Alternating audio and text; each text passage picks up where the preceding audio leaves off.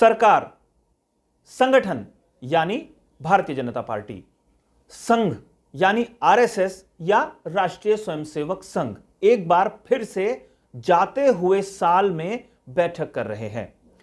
विस्तृत चर्चा के लिए तमाम आला पदाधिकारी देहरादून में मौजूद हैं।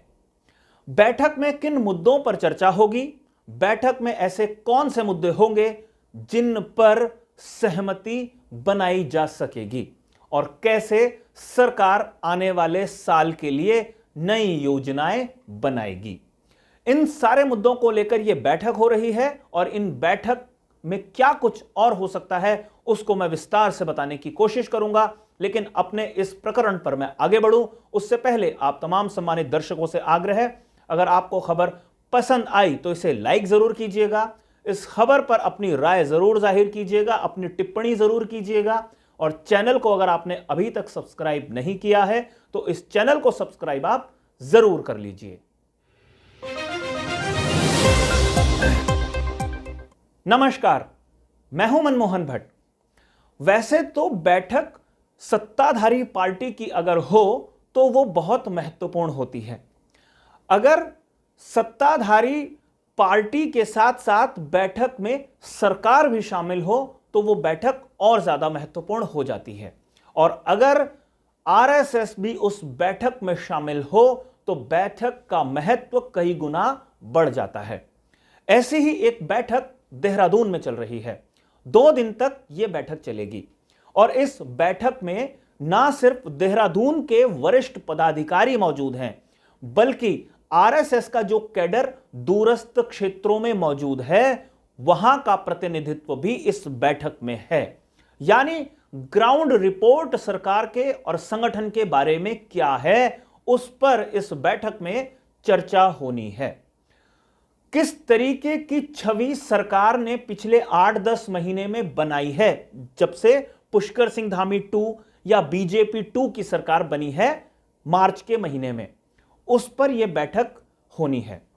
और ऐसे कौन से लोग हैं जिनकी वजह से सरकार को या संगठन को या संघ को कटघरे में खड़ा होना पड़ा है, उन नामों पर भी बैठक में चर्चा हो सकती है। वैसे जब बीजेपी, आरएसएस और सरकार की बैठक होती है तो उसका एजेंडा आमतौर पर पब्लिक के सामने या मीडिया के सामने बताया नहीं जाता। यह एजेंडा सिर्फ महत्वपूर्ण पदाधिकारियों के पास ही होता है। लेकिन पिछले 1-1.5 महीने में जिस तरीके की बातें हो रही होती हैं, ऐसा माना जाता है कि वो तमाम मुद्दे एजेंडे के रूप में बैठक में डिस्कस जरूर किए जाते हैं और ऐसे ही मुद्दों को पकड़ने की हमने भी कोशिश की है। कई लोग इस बात को लेकर इंतजार कर रहे हैं कि संघ से कुछ लोग संगठन में आ सकते हैं या संगठन और संघ से कुछ लोगों को सरकार में महत्वपूर्ण जिम्मेदारियां दी जा सकती हैं। इसको लेकर ना प्रदेश अध्यक्ष बल्कि जो प्रभारी स्तर के पदाधिकारी हैं भारतीय जनता पार्टी के और खुद मुख्यमंत्री भी, उनके भी बयान सार्वजनिक मंचों पर मौजूद हैं। यानी एक रास्ता दायित्वों का दिखाई जरूर दे रहा है जिसको लेकर इस बैठक में मंथन किया जाना है। जिन लोगों को दायित्व दिए जाने हैं उनके नाम पहुंचाए जा चुके हैं इस बैठक में। खबर इस तरीके से है कि जो 13 जिले हैं उत्तराखंड के, उन सभी का प्रतिनिधित्व होगा जब दायित्वों की सूची बाहर आएगी। 13 जिलों से लगभग 100 से 140 के बीच में नामों की लिस्ट दे दी गई है। हर जिले से 8-10 नामों को पैनल बनाकर भेजा गया है और सरकार 2 या 3 लोगों को हर जिले से एडजस्ट जरूर करेगी। निश्चित रूप से वो लोग बीजेपी और आरएसएस के मजबूत कैडर के लोग होंगे।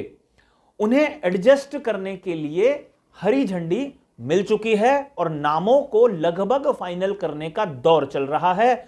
माना जा रहा है कि इस बैठक में उन नामों को फिल्टर कर लिया जाएगा और फिर अंतिम सहमति बनाई जानी बाकी होगी या अंतिम लिस्ट निकाली जानी ही बाकी होगी। एक बात यहां पर यह भी आई है कि जो 8-10 महीने का कार्यकाल सरकार का हुआ है, उसमें बहुत सारे पदाधिकारियों के कारण फजीहत हुई है और बहुत सारे लोग जो बैकडोर से कहीं ना कहीं घुसपैठ कर चुके हैं।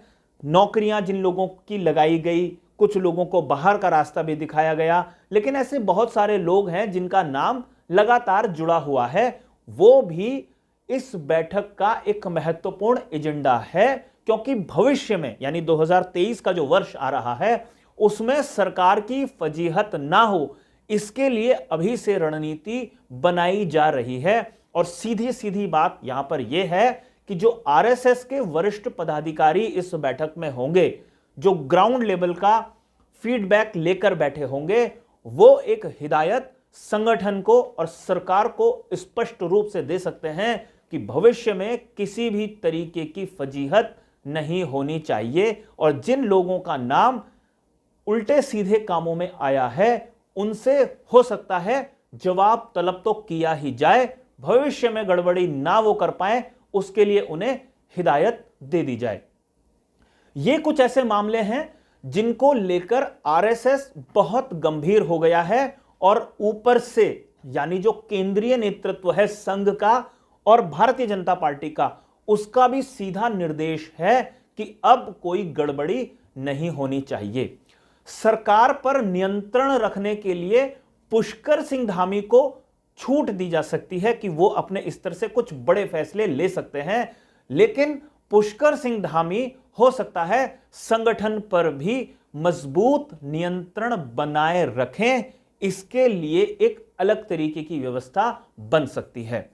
धामी साहब संगठन पर कितना प्रभाव या कितना नियंत्रण रख पाएंगे, यह इस बात पर निर्भर रहेगा कि जो वर्तमान में पदाधिकारी हैं भारतीय जनता पार्टी के प्रांतीय संगठन में, उनमें से अगर किसी की छुट्टी होती है, नए पदाधिकारी आते हैं, तो उन्हें कैसे टैकल किया जाएगा और जो वर्तमान पैनल है या वर्तमान पदाधिकारी हैं अगर वही बने रहते हैं तो हो सकता है पुष्कर सिंह धामी साहब संगठन में भी अपनी मजबूत पकड़ बनाए रख सकते हैं। वैसे देखा यह जाता है भारतीय जनता पार्टी में जो मुख्यमंत्री होता है उसकी पकड़ संगठन में भी उतनी ही मजबूत होती है जितनी सरकार में होती है, क्योंकि अगर संगठन सरकार से अलग चलता है तो कहीं ना कहीं सरकार की छवि या बीजेपी के अंदरूनी कलह बाहर आने लगती है। तो यह देखना काफी महत्वपूर्ण होगा कि जब यह बैठक खत्म होगी, ये 2 दिन तक चलने वाली बैठक है, तो इस बैठक में औपचारिक रूप से क्या बताया जाएगा उसको सुनना देखना जरूर पड़ेगा और अनौपचारिक रूप से हमें क्या जानकारियां मिलेंगी उसे भी हम अपने दर्शकों को जरूर बताएंगे। लेकिन यह काफी महत्वपूर्ण है क्योंकि नए साल से पहले कुछ नामों को शायद फाइनल कर दिया जाए। जैसा मैंने पहले बताया, हर जिले से 8-10 नामों का पैनल भेजा गया है, उनमें से 2-3 नाम ऐसे हैं जिन पर सहमति बनाकर उन्हें दायित्व दिया जा सकता है और मैदान से लेकर पहाड़ तक, अस्कोट से लेकर अराकोट तक सभी लोगों को जिम्मेदारियां दी जा सकती हैं जो संगठन या आरएसएस के लिए लंबे समय से काम करते रहे हैं। और सरकार का विजन अगले वर्ष के लिए क्या होगा, उसके लिए संघ क्या हिदायत देकर जाता है, इसे भी देखना काफी महत्वपूर्ण होगा। जो मैंने बताया, सरकार की छवि, संगठन की छवि, संघ की छवि खराब ना हो, इसको लेकर ज्यादा कॉन्शियस शीर्ष नेतृत्व है। साथियों, अभी के लिए फिलहाल इतना ही। अगली रिपोर्ट में फिर आपसे मुलाकात होगी, लेकिन आग्रह जरूर करूंगा, रिपोर्ट अगर आपको पसंद आई हो तो इसे लाइक जरूर करें, इस खबर को शेयर करके अपने मित्रों तक जरूर पहुंचाएं और इस पर अपनी प्रतिक्रिया टिप्पणियां जरूर दें। और अगर इस चैनल पर अगर आप नए हैं तो इसे सब्सक्राइब करना न भूलें। अगली रिपोर्ट में फिर मिलेंगे, तब तक के लिए इजाजत दीजिए। नमस्कार।